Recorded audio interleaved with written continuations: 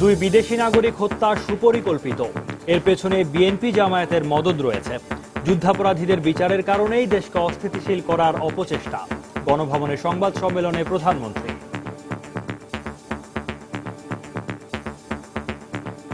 দুইজন নাগরিক বিদেশি নাগরিক মারা গেছে এবং আপনারা দেখবেন তাকে হত্যার স্টাইলটা অনেকটা একই রকম। গুলশানে ইটালিয়ান নাগরিক যে মারা গেল তাকে যে 4টা গুলি করা হলো, একটা গুলিও কিন্তু মিসফায়ার হয়নি, 4টা গুলিও তার লাগলো। তার মানে এটা সুপরিকল্পিত। দেখছিলেন প্রধান শিরোনাম।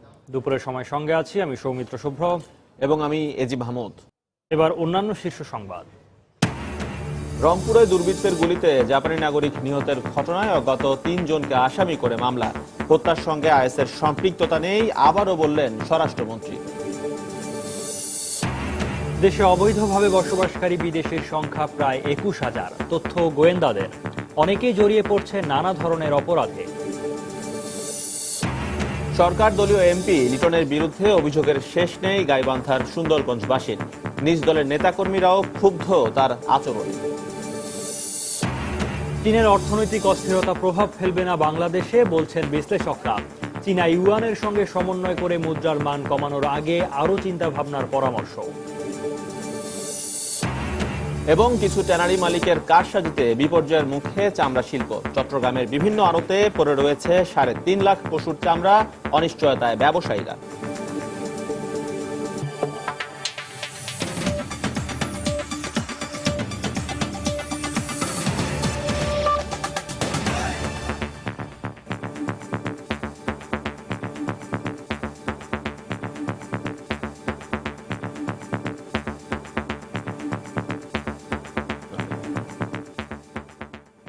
দেশে দুই বিদেশি নাগরিক হত্যার ঘটনায় বিএনপি জামায়াতের মদদ আছে মন্তব্য করে প্রধানমন্ত্রী শেখ হাসিনা বলেছেন, হত্যাকারীরা যারাই হোক তাদের খুব শিগগিরই খুঁজে বের করে বিচার করা হবে।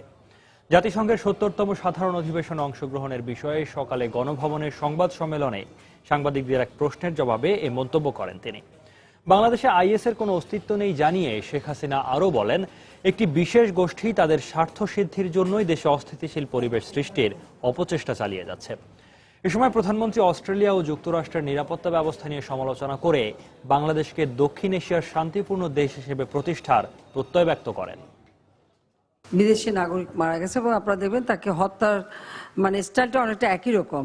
অবশ্যই পরিকল্পিত কিছু তো আছেই।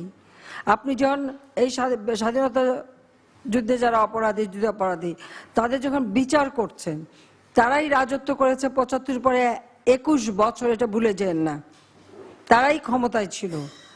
আজকে তাদের যখন আমরা বিচার করছি, তার কিছু রিয়াকশন তো হবেই। এত হতাশ হওয়ার বা কিছু নেই। হ্যাঁ, যদি কেউ এই ধরনের ঘটনা ঘটে আমরা তার বিরুদ্ধে কিন্তু ব্যবস্থা নিচ্ছি। আমাদের সব অর্জন একেবারে ধ্বংস হয়ে গেল এই 2 ঘটনায়, তাহলে তো এই যদি আপনাদের চিন্তা ভাবনা হয়, তত আমার মনে হয় যে বিএনপি জামাত ওই রাজাকারদের তাদের যে উদ্দেশ্য সেটাই সফল। কারণ তারা এই ঘটনাগুলি পিছনে নিশ্চয়ই মদত আছে এবং এটা করাই হচ্ছে যে আমাদের অর্জনটা যেন প্রশ্নবোধক হয়। যখনই গুলশানে ঘটনা ঘটলো, সাথে সাথে শিকাগো থেকে কেন আসলো? এটা একটা অদ্ভুত প্রশ্ন যে শিকাগো থেকে এই স্ট্যাটাসটা দেওয়া হলো যে তারা আইএস করেছে, এই ধরনের একটা কথা আসলো। যার কোনো এখন পর্যন্ত আমাদের গোয়েন্দা সংস্থার সূত্র আনতে পারে নাই, তো খুব স্বাভাবিকভাবে যেটা আমরা এখনো কোনো সূত্র পাইনি, তো এখন কে একটা স্ট্যাটাস দিয়ে দিল, আমরা সেটাকে আমাদের গ্রহণ করতে হবে। কেন করতে হবে? সব থেকে যেটা বেশি প্রয়োজন হচ্ছে যে আমাদের দেশের মানুষকে এই জঙ্গিবাদ, সন্ত্রাসবাদ বিরোধী মনোভাবটা যাতে আরো শক্তিশালী হয়, সেইভাবে কাজ করা। কারণ কেউ এই জঙ্গিবাদ সন্ত্রাসবাদদের প্রশ্রয় দেবে না। যদি কখনো তার আশেপাশে কোথাও কেউ এই খবরটা পায়, সাথে সাথে আইন শৃঙ্খলা রক্ষাকারী সংস্থাকে জানাবে, তাদের বিরুদ্ধে আমরা যথাযথ ব্যবস্থা নেব এবং আমরা বাংলাদেশটাকে দক্ষিণ এশিয়া একটা শান্তিপূর্ণ দেশ হিসেবে প্রতিষ্ঠা করতে চাই। এটাই আমাদের লক্ষ্য। কারণ এই দেশে বহু ঘটনা ঘটে গেছে। আমাদের দেশে জঙ্গিবাদ, সন্ত্রাসবাদ এগুলি তো সৃষ্টি করা হয়েছিল, বাংলা ভাই এগুলি তো সৃষ্টি করাই হয়েছিল। হ্যাঁ, এখন আমরা এদের বিরুদ্ধে ব্যবস্থা নিচ্ছি, অ্যারেস্ট করেছি, গ্রেপ্তার করেছি, কাজে এখানে এর বিরুদ্ধে আমরা ব্যবস্থা নেব। এদিকে দুই বিদেশি নাগরিক হত্যার ঘটনায় বিএনপিকে দায়ী করে প্রধানমন্ত্রীর দেয়া বক্তব্যের সমালোচনা করেছে দলটি। বিএনপি মনে করে তদন্তাধীন একটি বিষয় নিয়ে সরকার প্রধানের এমন বক্তব্য অনভিপ্রেত। পাশাপাশি এমন একটি স্পর্শকাতর বিষয়ে স্বরাষ্ট্রমন্ত্রী থেকে শুরু করে সরকারের বিভিন্ন পর্যায়ে ভিন্ন ভিন্ন বক্তব্য সুষ্ঠু তদন্তকে ব্যাহত করতে পারে বলে আশঙ্কা তাদের। দুপুরে প্রধানমন্ত্রীর সংবাদ সম্মেলনের পর বিএনপির পক্ষ থেকে দলটির আন্তর্জাতিক বিষয়ক সম্পাদক আসুজ্জামান রিমন দলীয় কার্যালয়ে তাৎক্ষণিক এক প্রতিক্রিয়ায় একথা বলেন। শাসক দলের প্রধানের কাছ থেকে আমরা অবশ্যই দায়িত্বশীল মন্তব্য আমরা আশা করি। তিনি একদিকে বলছেন যে বিষয়টি তদন্তাধীন এবং স্বরাষ্ট্রমন্ত্রী আইএস নেই, জড়িত নেই, এই কথাটি কেন বললেন এই ধরনের প্রশ্নের উত্তরে তিনি বলেছেন আইএস যদি জড়িত না থাকে অথবা যদি বিষয়টি যদি নিশ্চিত না হয় তাহলে এটা কেন বলা হবে। তিনি স্বরাষ্ট্রমন্ত্রীর অবস্থান কি প্রকারান্তরে সমর্থন করেছেন।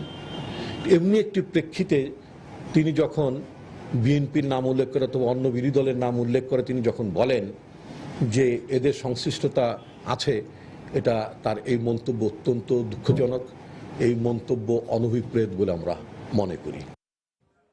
দেখছেন দুপুরের সময়। রংপুরে জাপানি নাগরিক কুনিও হোশি নিহতের ঘটনায় অজ্ঞাত ৩ জনকে আসামি করে মামলা করেছে পুলিশ।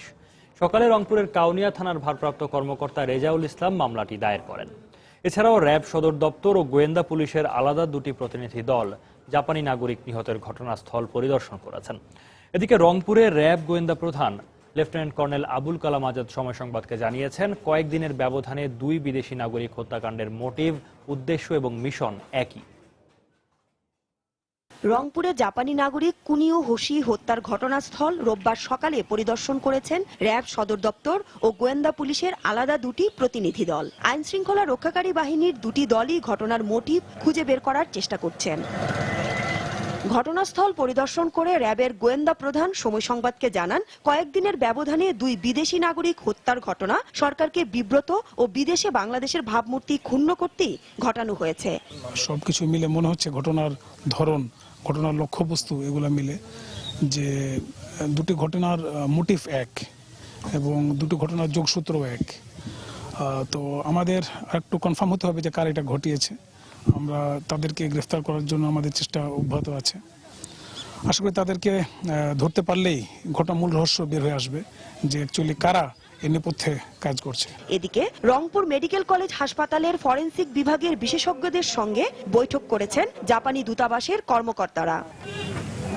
ব্যবসায়িক কাজে গত 8 মাস ধরে রংপুরে অবস্থান করছিলেন জাপানি নাগরিক কুনিও হোশি। শনিবার কর্মস্থলে যাওয়ার পথে দুর্বৃত্তদের গুলিতে নিহত হন তিনি। হত্যাকাণ্ডের পরপরই প্রাথমিক জিজ্ঞাসাবাদের জন্য 3 জনকে আটক করেছে পুলিশ। এরপর রোববার আরও একজনকে জিজ্ঞাসাবাদের জন্য আটক করা হয়। এদিকে এ ঘটনায় অজ্ঞাত পরিচয় 3 জনকে আসামি করে মামলা করেছে পুলিশ। সময় সংবাদ, রংপুর। রংপুরে জাপানি নাগরিক কুনিও হোশি হত্যার দায় স্বীকার করে বিবৃতি দিয়েছে জঙ্গি সংগঠন আইএস। এক টুইটার বার্তার মাধ্যমে আইএস এই হত্যাকাণ্ডের দায় স্বীকার করেছে বলে জানিয়েছে রয়টার্স। জঙ্গি গোষ্ঠীটি আরও হামলা চালানোর হুমকি দিয়েছে বলেও রয়টার্সের প্রতিবেদনে উল্লেখ করা হয়। টুইটার বার্তায় আইএস পশ্চিমা দেশের নাগরিকদের উপর তাদের এ ধরনের হামলা অব্যাহত থাকবে বলেও হুমকি দেয়। এমনকি মুসলিম কোনো দেশ তাদের নিরাপত্তা দিতে পারবে না বলেও জঙ্গি গোষ্ঠীটির পক্ষ থেকে হুঁশিয়ারি উচ্চারণ করা হয়। এর আগে সোমবার গুলশানে ইতালির নাগরিক তাভেলা সিজার খুন হন। সেই হত্যাকাণ্ডের দায়ও স্বীকার করে আইএসের পক্ষ থেকে বিবৃতি দেওয়া হয়েছিল।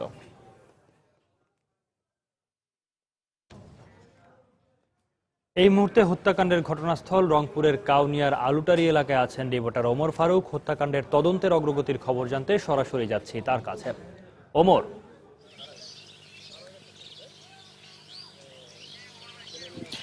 সৌমিত্র, জাপান যে তাদের যে নাগরিক তার যে হত্যাকাণ্ড, সেই হত্যাকাণ্ডের বিষয়টি বেশ গুরুত্বের সাথে নিয়েছে এবং গতকালই কিন্তু জাপান দূতাবাসের একটি প্রতিনিধি দল এখানে রংপুরে এসে পৌঁছেছে এবং তারা গতকালই পুলিশ সুপারের সাথে বৈঠক করেছেন এবং অন্যান্য কর্মকর্তাদের সাথে বৈঠক করেছেন এবং আজ যখন জাপানি নাগরিকের ময়নাতদন্ত হচ্ছিল তখনও কিন্তু তারা সেখানে উপস্থিত ছিলেন। আর এই মুহূর্তে আমরা অপেক্ষা করছি এবং বিশেষ করে রংপুরের আইন শৃঙ্খলা রক্ষা বাহিনীর সদস্যরাই এখানে অপেক্ষা করছেন। সেই প্রতিনিধি দল এখানে আসবেন এবং ঘটনাস্থল পরিদর্শন করবেন।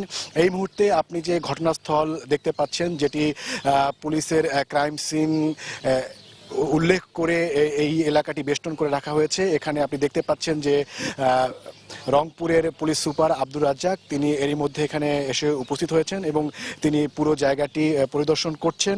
এবং জাপানের প্রতিনিধিরা যখন এখানে আসবেন, তিনি মূলত তাদের আসা উপলক্ষেই এখানে এসেছেন।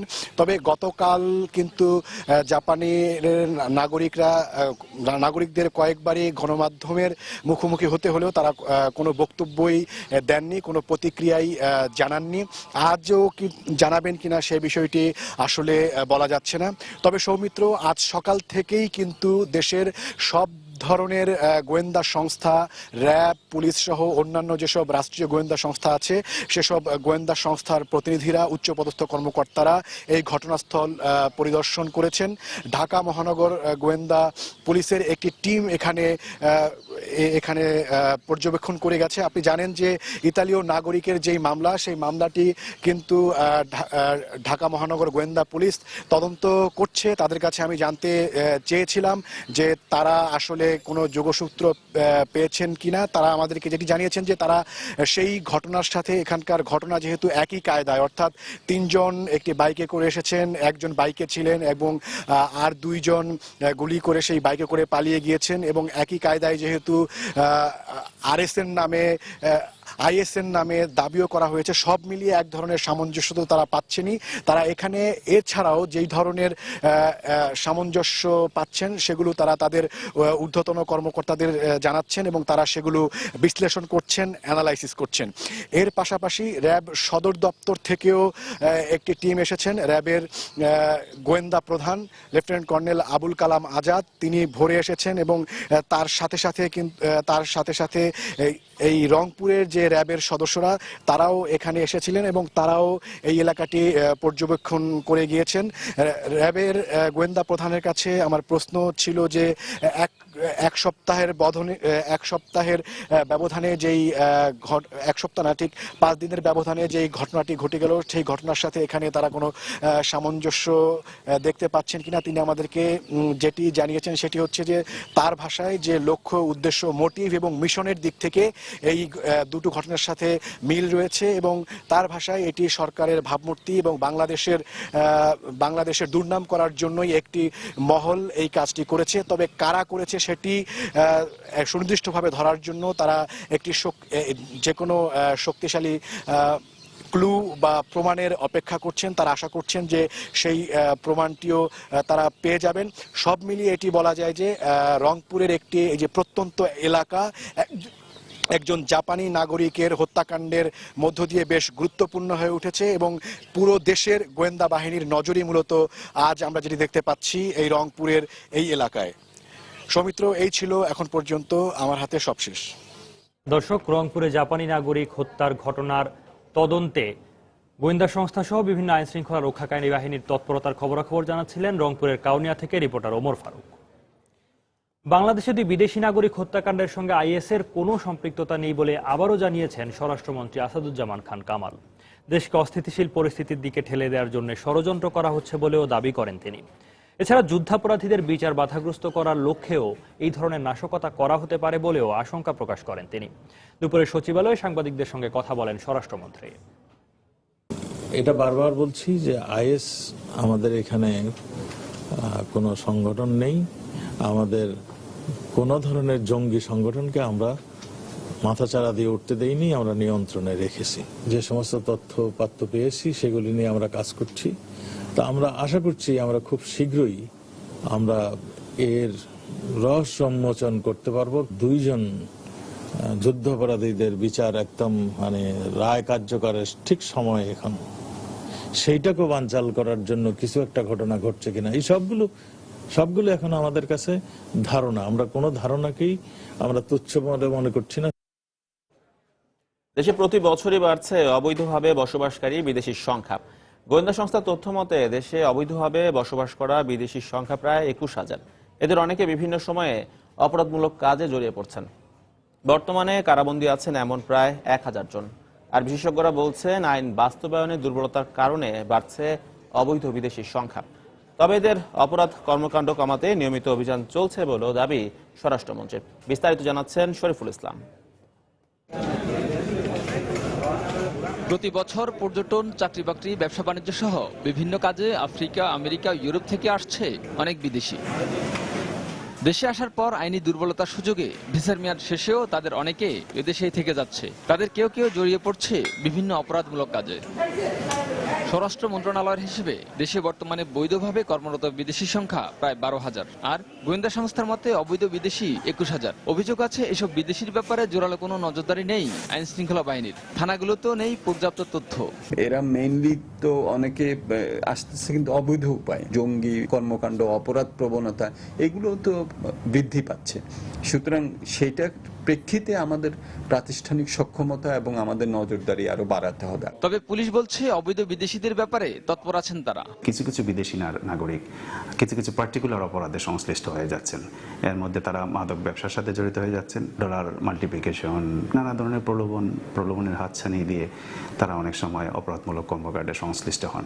এদিকে স্বরাষ্ট্র মন্ত্রণালয়ের হিসেবে বিভিন্ন অপরাধে দেশের কয়েকটি কারাগারে সাজা খাটছেন প্রায় 500 বিদেশি। এর বাইরে সাজা শেষ হওয়া প্রায় 1000 খানেক বিদেশিকে নিজ দেশে ফেরত পাঠাতে গিয়ে জটিলতায় স্বরাষ্ট্র মন্ত্রণালয়। প্রায় 1000-এর কাছাকাছি যাদের সাজার মেয়াদ শেষ হয়ে গেছে কিন্তু আমাদের কারাগারে পড়ে আছে। রাষ্ট্রদূতদের সঙ্গে যোগাযোগ করলেও তারা উৎসাহ দেখাচ্ছেন না এই সমস্ত বিদেশিকে নিয়ে যেতে। এরা যে বের হয়ে দেশে যাবে সেটাও যাচ্ছে না। এরা নানান ধরনের ফন্দি ফিকির করে আমাদের দেশে থেকে যাওয়ার প্রচেষ্টা নিচ্ছে। স্বরাষ্ট্রমন্ত্রী জানান, অবৈধ বিদেশি ও অপরাধীদের বিষয়ে নিয়মিত অভিযান চালানোর নির্দেশনা আছে আইন শৃঙ্খলা বাহিনীর প্রতি। তবে বিদেশিদের ব্যাপারে নজরদারির পাশাপাশি পূর্ণাঙ্গ ডাটাবেস তৈরির উপর গুরুত্ব দিচ্ছেন সংশ্লিষ্টরা।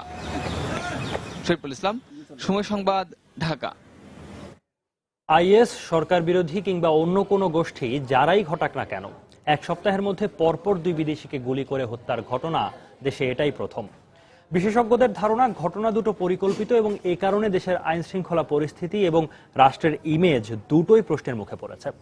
এমন অস্বস্তিকর পরিস্থিতি মোকাবেলায় দ্রুত খুনিদের শনাক্ত ও বিদেশিদের নিরাপত্তা ব্যবস্থা জোরদারের পাশাপাশি সমাজে বিচারের দৃষ্টান্ত স্থাপনের তাগিদ দিয়েছেন বিশ্লেষকরা। আতিকুর রহমান তমালের রিপোর্ট। নিরাপত্তার অভাবের অভিযোগ তুলে অস্ট্রেলিয়ান ক্রিকেট দল যখন বাংলাদেশ সফরে আসবে কি আসবে না এমন দোলাচলে দুলছে, ঠিক তখনই খুন হন ইতালিয়ান নাগরিক। তার খুনের ঘটনার কুল কিনারা করতে যখন ঢাকায় ব্যস্ত আইন শৃঙ্খলা বাহিনী, তখন ঢাকার বাইরে রংপুরে একই কায়দায় খুন করা হয় আরও এক বিদেশিকে। অপরাধ বিজ্ঞানী ও রাজনৈতিক বিশ্লেষকদের ধারণা, দুটো ঘটনা একই সূত্রে গাঁথা এবং দেশের ইমেজ সংকট তৈরি এর উদ্দেশ্য। এই যে ঘটনাটা ঘটছে এটা একটি প্যাটার্ন এবং একটি উদ্দেশ্যকে সামনে রেখে এটা করা হচ্ছে। সেটা কোনো বিচ্ছিন্ন ঘটনা না। যারা এটা করছে তারা হয়তো তাদের শর্ট রান গেইন আছে, গেইন নেওয়ার জন্য। বিদেশিরা যখন নিরাপদ না থাকে তখন তার সঙ্গে রাজনীতিও জড়িত হয়। যারা তাদেরকে হত্যা করেছে তারা একটা বুঝতে পেরেছে যে আন্তর্জাতিক রাজনীতির ক্ষেত্রে বিদেশি হত্যা করলে তার একটা প্রভাব পড়ে। তারা মনে করেন ইতালিয়ান নাগরিক হত্যার 5 দিন পরও কেউ আটক না হওয়ায় আইন শৃঙ্খলা বাহিনীর দক্ষতা ও আন্তরিকতা নিয়ে প্রশ্ন উঠতে পারে। এক সপ্তাহের মধ্যে 2 নাগরিকের হত্যা, সেটি একটি বাংলাদেশের জন্য একটি নতুন ধরনের চ্যালেঞ্জ আমি বলবো। বোঝা যাচ্ছে যে আমাদের যে নিরাপত্তার যে কাঠামো রয়েছে সেই কাঠামোটা দুর্বল হয়ে গেছে। তারা বলছেন অভিনব এই দুটি ঘটনা বহির্বিশ্বে বাংলাদেশ সম্পর্কে নেতিবাচক ধারণা তৈরিরও সুযোগ করে দেবে, যা দেশের জন্য অকল্যাণকর। তাই যে কোনো মূল্যে আইন শৃঙ্খলা পরিস্থিতির উন্নতি জরুরি বলেও মনে করেন তারা। আমাদের যখন এই প্রভাব পড়তে থাকবে আমাদের মধ্যেও চাপটা বাড়তে থাকবে, সেই চাপটা রাজনীতিতে পরিণত হবে। এই জন্য রাজনৈতিক কারণে আমাদের এই নিরাপত্তা ব্যবস্থাটাকে উন্নত করা দরকার। কারা এটি করেছে, কেন করেছে এবং তার একটা ক্রেডিবল ইনভেস্টিগেশন শুরু হওয়া উচিত এবং হয়তো শুরু হয়েছে, বাট সেটাকে আরো আমি মনে করি যে দ্রুত এবং গ্রহণযোগ্য মাত্রায় নিয়ে যাওয়া উচিত। ইতিমধ্যে অনেক দেশ যেহেতু বাংলাদেশে ভ্রমণের বিষয়ে সতর্কবার্তা দিয়েছে, তাই অবিলম্বে দুটো খুনের রহস্য উদ্ঘাটনের তাগিদ দিয়েছেন বিশ্লেষকরা। অতি দ্রুত জাতির সামনে উপস্থাপন করা উচিত। যে আতিকুর রহমান তমাল, সময় সংবাদ, ঢাকা। প্রশ্নপত্র ফাঁসের অভিযোগে মেডিকেল ভর্তি পরীক্ষা বাতিলের দাবিতে আন্দোলনরত শিক্ষার্থীরা শাহবাগে রাস্তা অবরোধ করেছেন। দুপুরে প্রধানমন্ত্রী বরাবর স্মারকলিপি দিতে তার কার্যালয়ে যাওয়ার পথে পুলিশ বাধা দিলে তারা রাস্তা অবরোধ করেন। সকালে অন্যান্য দিনের মতো কেন্দ্রীয় শহীদ মিনারে জড়ো হন শিক্ষার্থী, অভিভাবক ও বিভিন্ন সামাজিক রাজনৈতিক সংগঠনের প্রতিনিধিরা। কিছুক্ষণ অবস্থানের পর তারা বিক্ষোভ মিছিল নিয়ে প্রধানমন্ত্রীর কার্যালয়ের উদ্দেশ্যে রওনা হয়। ঢাকা বিশ্ববিদ্যালয় এলাকা পার হয়ে শাহবাগ পৌঁছলে মিছিলটি আটকে দেয় পুলিশ। সে সময় আন্দোলনকারীরা শাহবাগে অবস্থান নিলে ওই এলাকার সড়কে যান চলাচল বন্ধ হয়ে যায়।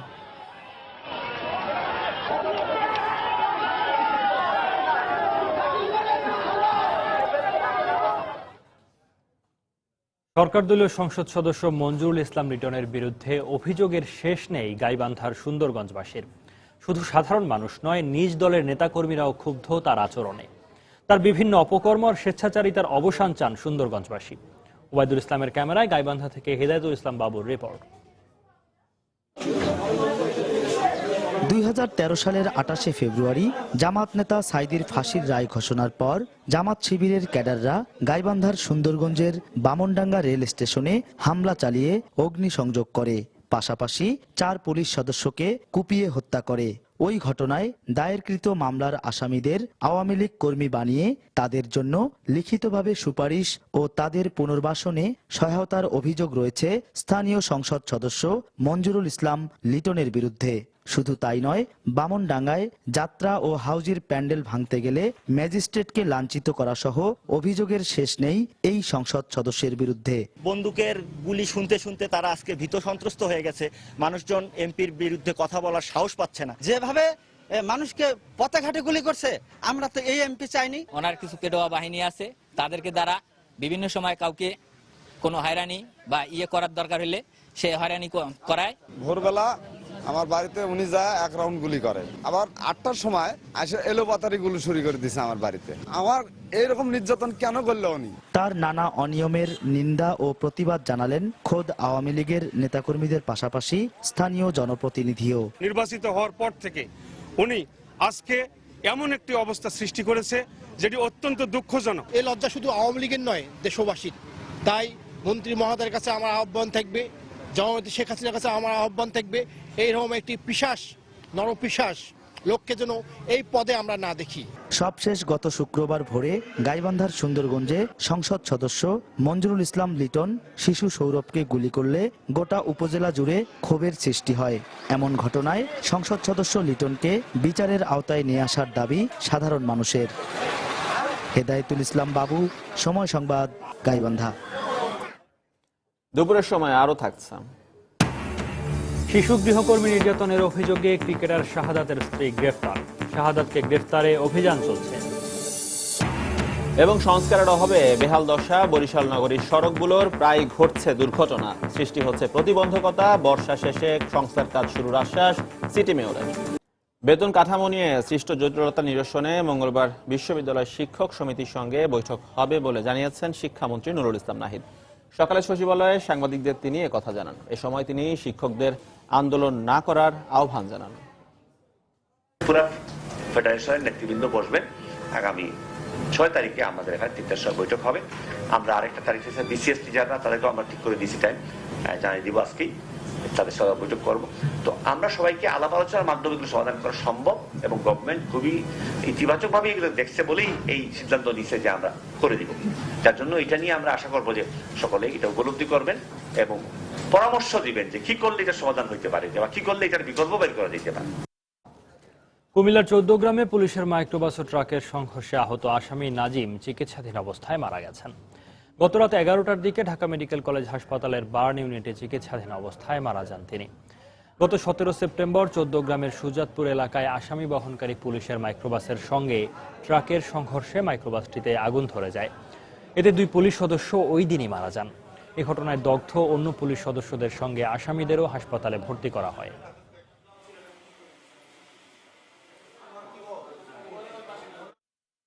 নারী ও শিশু নির্যাতন মামলায় ক্রিকেটার শাহাদাত হোসেন রাজীবের স্ত্রী জেসমিন জাহান নিত্যকে গ্রেফতার করেছে মিরপুর মডেল থানা পুলিশ।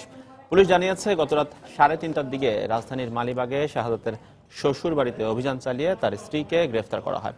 পুলিশ আরও জানিয়েছে নিত্যকে আদালতে হাজির করে 5 দিনের রিমান্ড আবেদন করা হবে। এছাড়া জিজ্ঞাসাবাদের মাধ্যমে শাহাদাতকে গ্রেফতারে পুলিশের অভিযান অব্যাহত থাকবে বলেও জানানো হয় পুলিশের পক্ষ থেকে।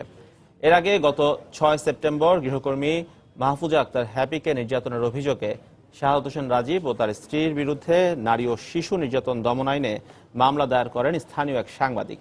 এরপর থেকেই ক্রিকেটার শাহাদাত ও তার স্ত্রী পলাতক ছিলেন।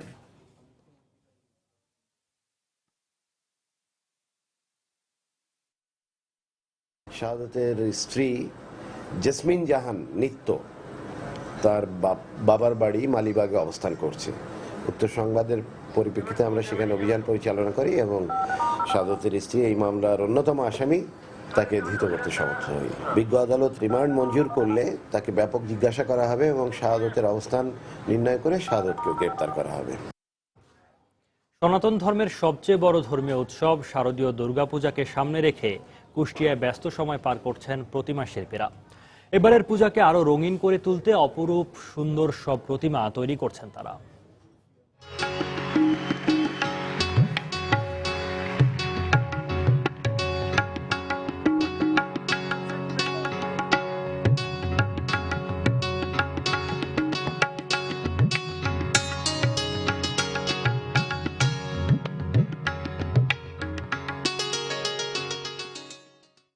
শারদীয় দুর্গাপূজার প্রস্তুতি নিয়ে রিপোর্টটি থাকছে সংবাদের শেষ অংশে, দেখার আমন্ত্রণ রইল।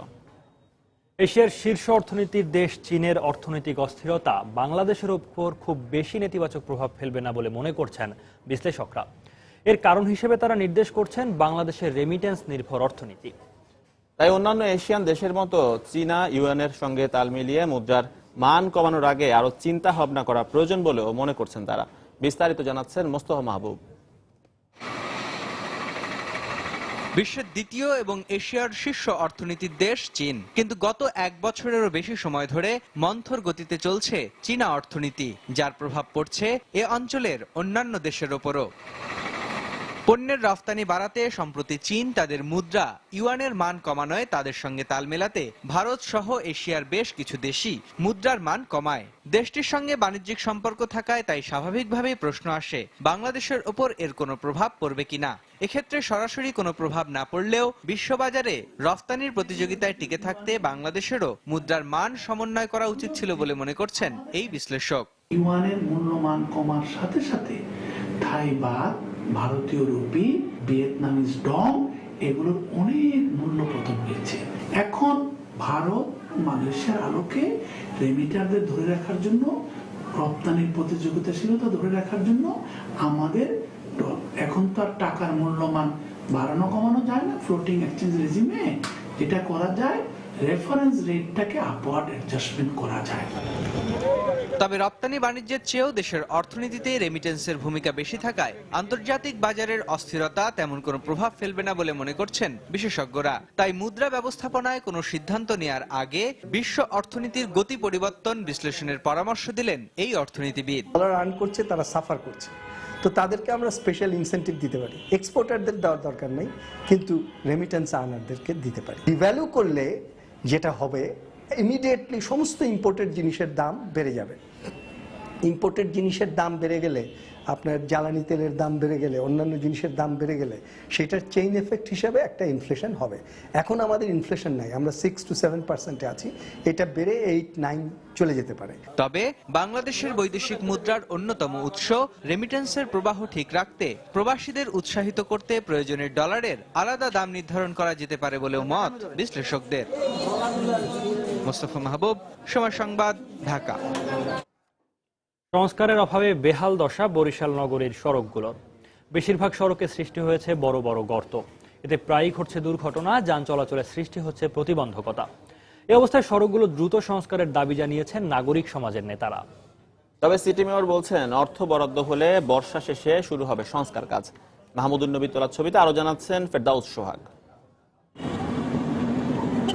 বরিশাল নগরীতে মোট সড়ক রয়েছে 593 কিলোমিটার, এর মধ্যে পিচ ঢালা সড়ক 267 কিলোমিটার। বর্ষায় ডুবে যাওয়ায় সব সড়কের বেশিরভাগ এখন চলাচলের অনুপযোগী, কোথাও বড় বড় গর্ত, আবার কোথাও এবড়োথাবড়ো। প্রায় সব সড়কের এমন দশা। এতে দুর্ঘটনা বাড়ছে, ক্ষতিগ্রস্ত হচ্ছে যানবাহন, আর দুর্ভোগে পড়েছেন নগরবাসী। বরিশাল মহানগরীর রাস্তাগুলির বেহাল দশা, তার মধ্যে এই রাস্তাটির অবস্থা খুবই শোচনীয়। জনগণের সমস্যা হচ্ছে আর যানবাহন চলাচলের সমস্যা হচ্ছে।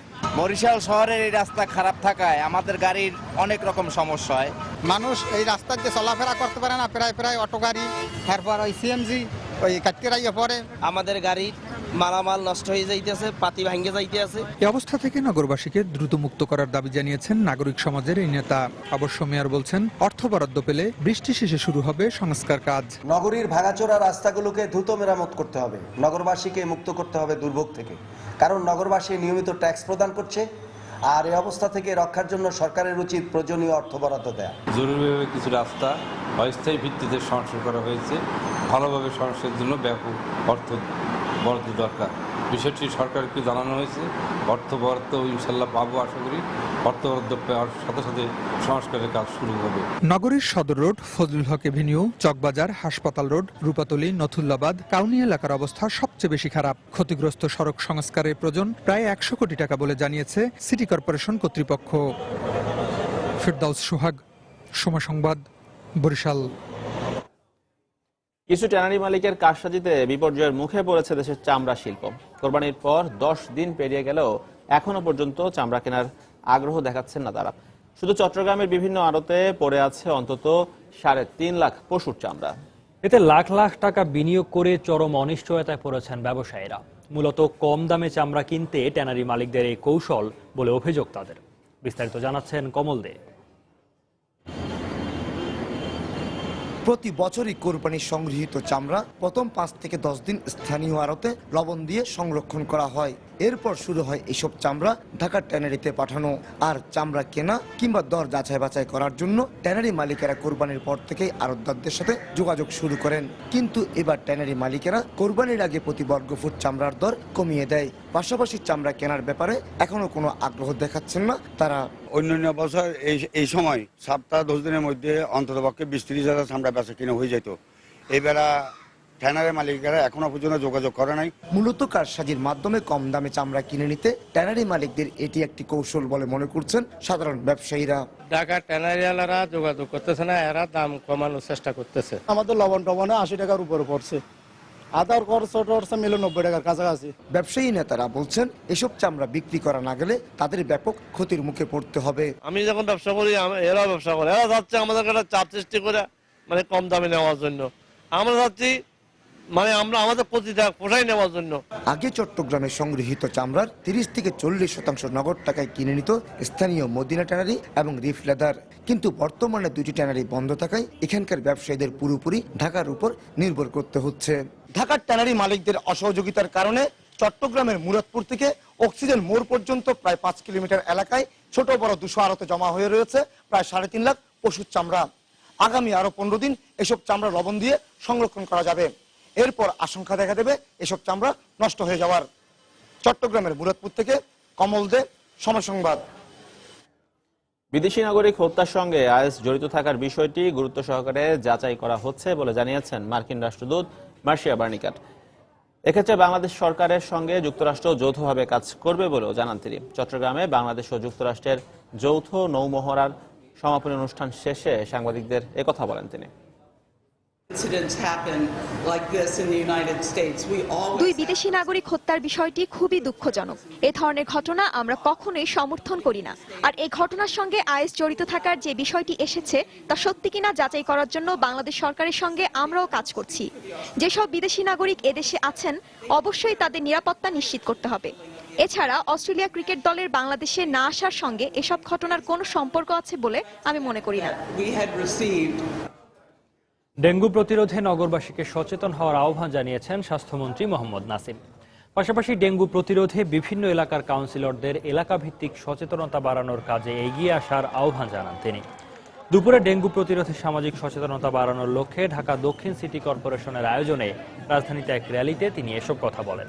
র্যালিতে বিভিন্ন কলেজের শিক্ষার্থী এবং সিটি কর্পোরেশনের কর্মকর্তা কর্মচারীরা অংশ নেন। এ সময় এডিস মশা যেন জন্মাতে না পারে তাই বাড়ির আশপাশ পরিষ্কার পরিচ্ছন্ন রাখা এবং কোনো বদ্ধ স্থানে পানি জমতে না দেওয়ার বিষয়ে লক্ষ্য রাখতে সাধারণ মানুষের প্রতি আহ্বান জানান দক্ষিণ সিটি কর্পোরেশনের মেয়র সাইদ খোকন।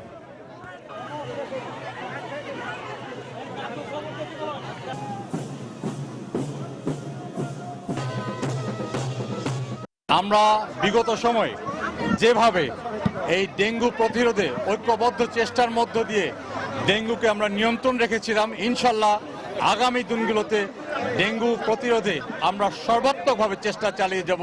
ডেঙ্গু প্রতিরোধে জনগণকে সচেতন করতে হবে। এই কাজটি করতে পারে কে? জনপ্রতিনিধিরা করতে পারেন। যারা আপনারা কাউন্সিলর আছেন দক্ষিণ সিটি কর্পোরেশন অন্তর্ভুক্ত, আমি তাদের অনুরোধ করব আপনারা পাড়া মহল্লায় এই ধরনের পোস্টার, ব্যানার, লিফলেট আপনারা বিতরণ করবেন।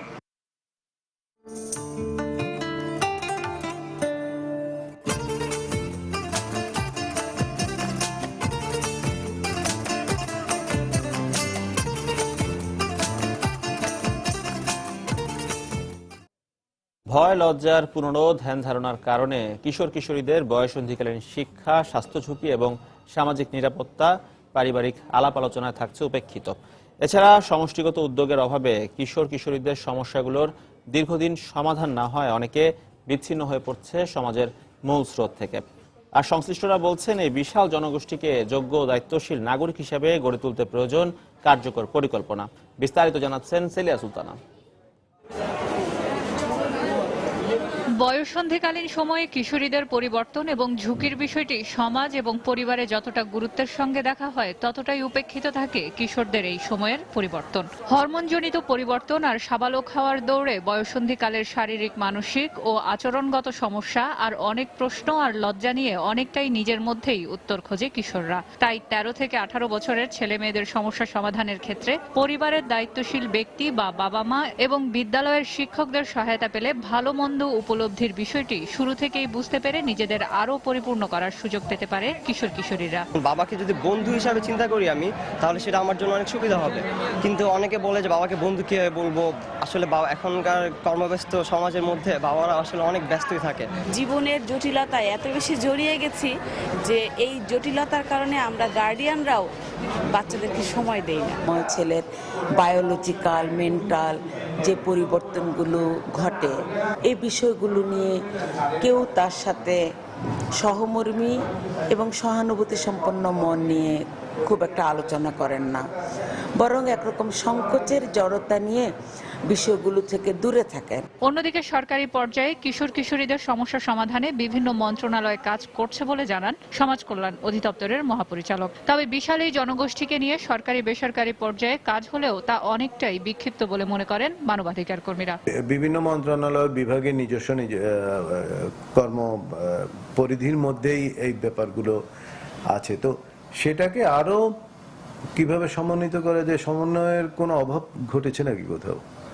যদি ঘটে থাকে তখন দেখা যাবে। কার্যকরভাবে আসলে সমন্বয়ের যথেষ্ট অভাব রয়েছে। স্ট্যান্ডিং কমিটি আছে স্থানীয় পর্যায়ে, উপজেলা পর্যায়ে, তারা বসে আলোচনা করেন, কিন্তু সেখানে বেশিরভাগ সময় আলোচনা হয় অন্যান্য বিষয়, শেষ পর্যন্ত গিয়ে শিক্ষা, স্বাস্থ্য এই ইস্যুগুলা শেষের দিকে এজেন্ডায় চলে যায়, আলাপই হয় না অনেক ক্ষেত্রে। এছাড়া সরকারি ও বেসরকারি পর্যায়ে প্রাতিষ্ঠানিক সমন্বিত কর্মপরিকল্পনা করা গেলে এই সমস্যা সমাধান করা সম্ভব বলে মনে করেন সংশ্লিষ্টরা। সেইভাবে প্রস্তুত। সেলিয়া সুলতানা, সময় সংবাদ, ঢাকা। শিক্ষকরা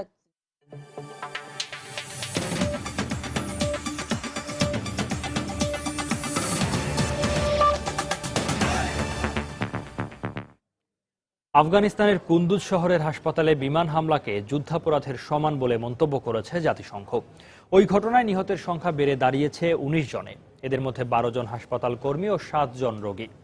কুন্দুজ শহরে তালেবানের বিরুদ্ধে মার্কিন নেতৃত্বাধীন ন্যাটো জোটের বিমান হামলা লক্ষ্যভ্রষ্ট হয়ে হাসপাতালে এই হতাহতের ঘটনা ঘটে থাকতে পারে বলে জানিয়েছে আফগানিস্তানে নিযুক্ত মার্কিন সামরিক বাহিনীর এক মুখপাত্র।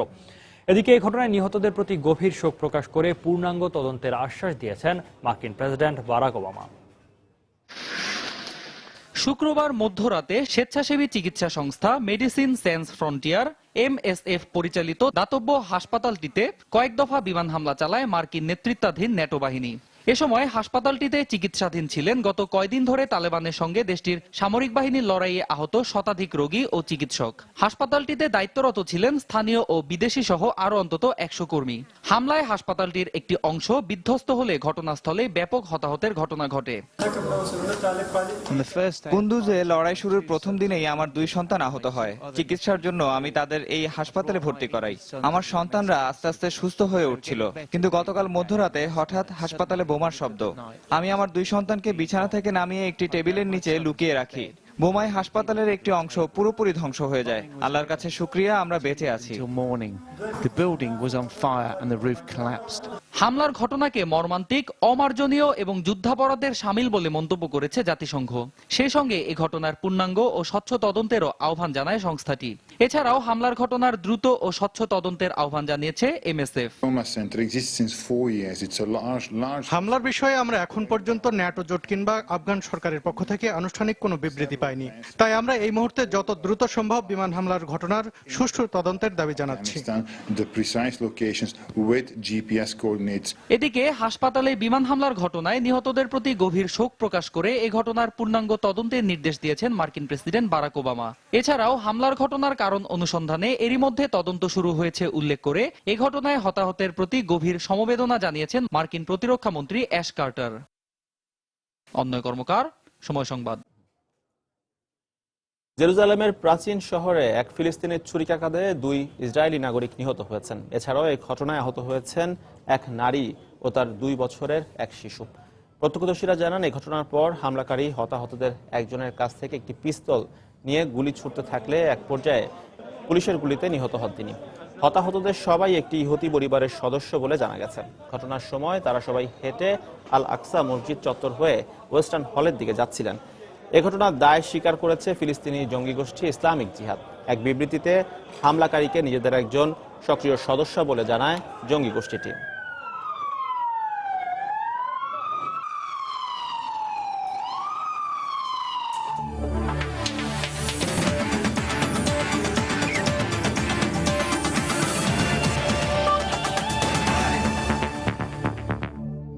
ইংলিশ প্রিমিয়ার লিগের খবর। ইংলিশ প্রিমিয়ার লিগের বর্তমান চ্যাম্পিয়ন চেলসির দুঃসময় যেন কাটছেই না। প্রিমিয়ার লিগে ঘরের মাঠে সাউদাম্পটনের কাছে 3-1 গোলে হেরেছে হোসে মরিনহোর দল। এতে 8 ম্যাচ শেষে 8 পয়েন্ট নিয়ে টেবিলের 16তম স্থানে আছে ব্লুজরা। ঘরের মাঠ স্ট্যামফোর্ড ব্রিজে এদিন শুরু থেকেই সাউদাম্পটনের বিপক্ষে চড়াও হয়ে খেলতে থাকা চেলসি এগিয়ে যেতে বেশি সময় নেয়নি। ম্যাচের 10 মিনিটে ব্রাজিলিয়ান মিডফিল্ডার উলিয়ানের গোলে লিড পায় ব্লুজরা। যদিও বিরতিতে যাবার আগেই সেন্টসদের হয়ে সমতায় আনেন স্টিফেন ডেভিস। বিরতির পর দুদলে লিড বাড়াতে আক্রমণাত্মক লেখান স্কোরশিটে। 72 মিনিটে তার গোলে 3-1 ব্যবধানে এগিয়ে যায় সাউদাম্পটন। এরপর আর ম্যাচে ফিরতে পারেনি, মাঠ ছাড়ে হোসে মরিনহোর দল।